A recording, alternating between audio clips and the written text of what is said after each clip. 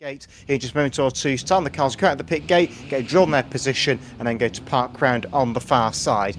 So first driver out onto the circuit is 188 Jacob Anslow with the all-gold Mark II Granada Saloon, and he will just park up and be drawn his grid position on rolling lap, and then 20 laps of racing will be what decides the World Championship. Harvey Webb will look to try and get away best on the front row in the Supra, and the green flag is down. Away we go, runway and racing with the Autospeed World Championship into the home straight. They come. We've got Alfie Needle spinning around the back of Shotting 170. He's gone on turn 4 already. So the early leader will be 310 the Tessie, a big rugby scrum of cars down the home straight, and several of them I think have just gone piling in on turns 1 and 2. The Tessie is now pulled wide by 62 Webb as they come onto the home straight, side by side for the race lead. It's been very close so far with one lap in the books. 818 Anslow after that in third place. Fourth is 820 Jake Taylor, the reserve driver. 2 cars hooked up on the centre in front of us, but they managed to rejoin. And 62 of Webb takes over at the front. Here comes 818 Anslow through on the inside of the Jaguar to take second place away. And 820 Taylor is there or thereabouts as well. We said he might be a force to be reckoned with when he was brought in as the reserve. A lot of people maybe destined him to win. He won't now, so that 1, 2, 3 Tommy Hunt is a back marker at the moment. He will cause some problems, I think, for the race leader here. In fact, no, he's going to move out of the way, but he might go in for a lunge on the corner exit. He's tried it, but the barge that is cannot turn. And into the home straight fence comes Webb in 62. Claps the fence a little bit, I'm afraid to say, as they came through that time. Next to the back markers in line will be 271 Collins. We've got one car going wide as 192 Caden Shepley from the Smallfield promotion goes wide into the fencing on turn 4.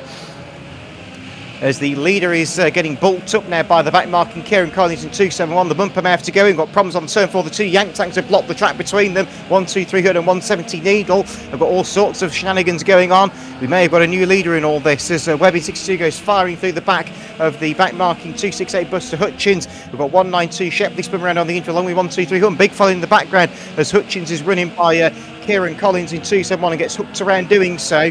So 170 Needle has gone wide, gets a car fired into him. Jake Taylor's been disposed of out of second place by 310 the Tessie in a brilliant stock car style move. There's 1, 2, 3 and delivers the good news to second place, but I think he was going for the leader and didn't quite get there. So Harvey Webb will survive, but by the skin of his teeth, the paint job couldn't have been any thicker. Down the back straight we go then, with this very, very lively race getting into top gear. We've got 210 Mason Brooks on the centre as well now. Got 62 Webb has been turfed out of the action, so we've got a new race leader in all that. 310 Letowski retakes the lead that he had at the start of the race. We've got one car waiting opposite down on turn 2, which I think might be Kizzer in 271 as 1, 2, 3 and has a big shot on the side of 170 Needle, and then Needle backs the leader into Letowski's gone. Is there a new leader again? Yes, it is the case. The 62 of Harvey Webb retakes the lead that he held for so long early doors. Big gaggle of cars came down the home straight together looking at the transponder readings. But 62 Webb is leading, has to divert wide, but he's been collected by 1, 2, 3 Tommy Hutton, who delivers the good news on the front of the Supra Pilot. Will that open the door for anyone else to come through? Somebody is there or thereabouts.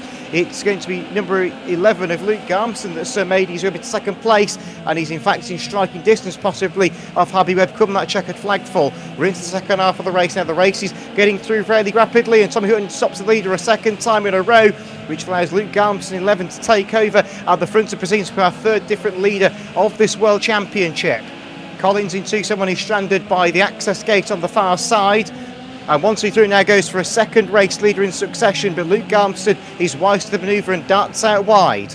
Problems away on turn 2 and a massive head on between 268 Buster and 170 Needle. Nobody threw the needle there, did they? Apart from our race leader, it seems. 88 next to go a lap down, which is Zach Mallows, and Mallows is collected Taylor Bligden. We've got problems for the leader as 1, 2, 3 gets another marked man. As we come through then, lap number 15, we're into the final 5 laps of the race now when they come back past this time around. 88 Mallows in front of the leader, 535 Bligden went for a shot by 11 Garmo, wisely dived out the way. There's a bit of drama on turn 4 with Hutton causing further dramas in the 1, 2, 3 machine. That car has been the main catcher in this one. Final 170 of Needle gets a further head on from 268 Buster. The nearly knocks them both over on the far side. Garmo is now slowing up. We might have a new leader in all this now.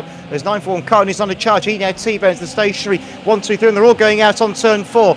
So the new leader in all this is going to be 818 Liam Anslow, it turns out, as 11 Garmo is dragged down the home straight back to a wheel off down at turn 2, which I think may belong along to 170 Alfie Needle. He's now entered the storage facility behind the banking at turn 2.